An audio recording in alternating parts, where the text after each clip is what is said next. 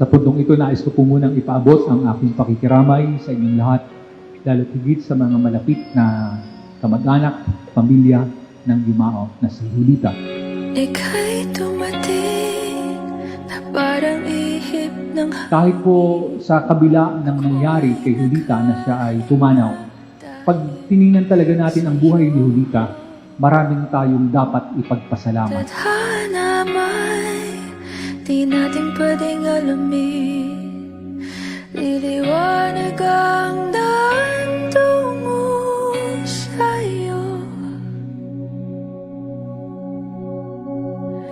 Dito ka lang. Mga anak, may mga ipagpapasalamat kayo sa Diyos dahil ipinadala niya sa inyo si Julita.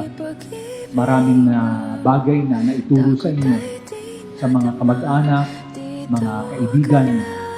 Marami tayong pwedeng ipagpasalamat. Sa aking tabi, lahat kayang harapin kung dito ka lang.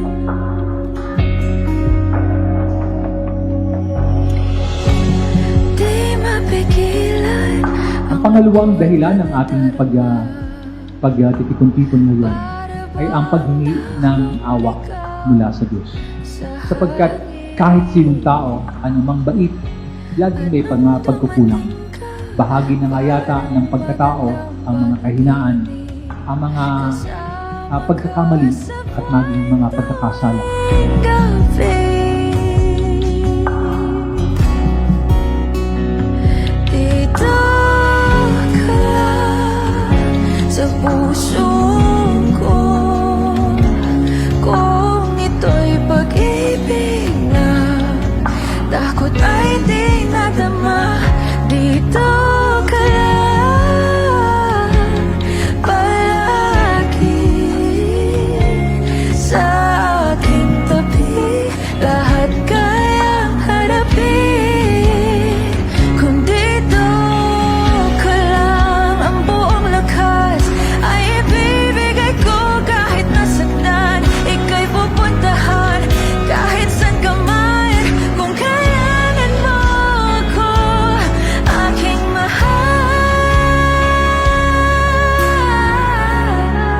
Ang amin pong inay ay isa sa masasabi ko sa huwari po.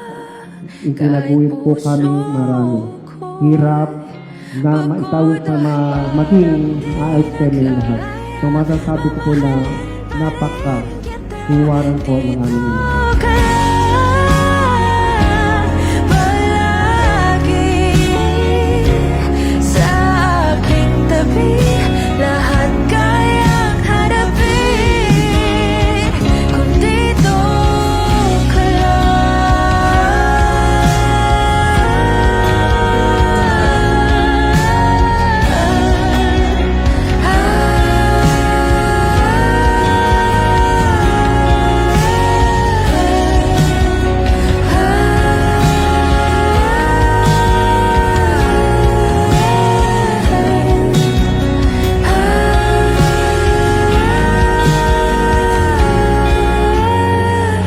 Si Julita ay tanggapin pa rin ng Panginoon sa kanyang tahanan, patawarin sa kanyang mga pagkakasala upang makapanahan siya doon sa tahanan na nakalaan para sa lahat ng mga iniligtas ng Diyos.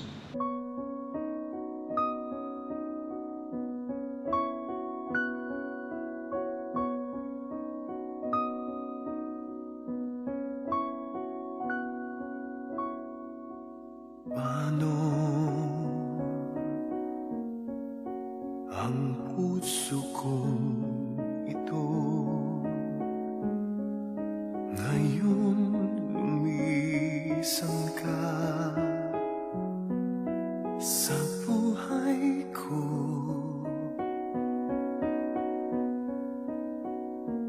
Kung kailan sumikat ang araw. Sa katotohanan ng buhay, na tayo ay may simula at may katapusan. Walang exempted. Lahat tayo equal before death. Sa harapan ng kamatayan, walang exempted. Ano ng mga bukas ko ngayon wala ka na. At umasa tayong magkikita-kita muli sa piling ni Jesus. Doon ay wala ng dusa, kalungkutan at kamatayan, kundi ang mamamayani ay lubos na ligaya at buhay na walang hanggan. Paalam sa iyo, kapatid na pumanaw, mapasapiling ka nawa ng poong may kapal. Ang pagpapala ng Diyos ay baunin mo hulita. Sa ngalan ng Ama at ng Anak at ng Espiritu Santo. Amen. Sana'y ika'y muli makita ko. Damhin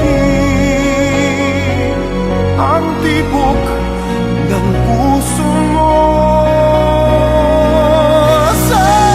Sana'y yakapin mo ako muli kahit sandali, kahit isang saglit, mayakap ka.